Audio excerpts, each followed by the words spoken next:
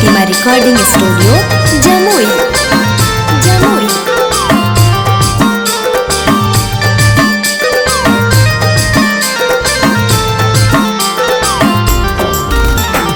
Mix by Shailendra Babu.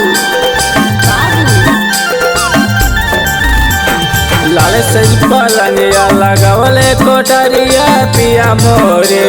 लाल सज पलंगिया लगावले कोठरिया पिया मोरे। हाँ पिया मोर चलल जाहे कलकतिया है पिया मोर। चलल जाहे कलकतिया है पिया मोर। लाल सज पलंगिया लगावले कोठरिया पिया मोरे। लाल सज पलंगिया लगावले कोठरिया पिया मोरे। हाँ पिया मोर चलल जाहे कलकतिया है पिया मोर। चलल जाहे कलकतिया है पिया मोर।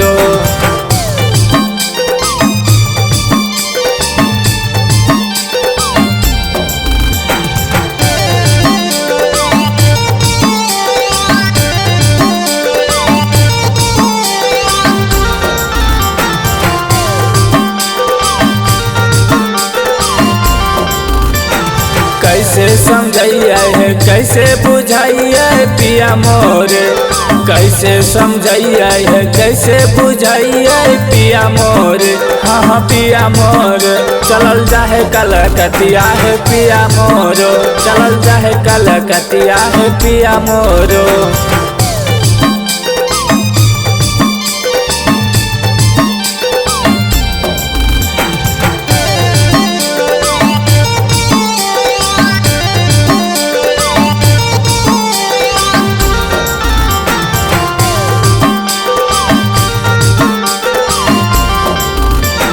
मोनो न लागे छे रात बिना रतिया पिया मोर।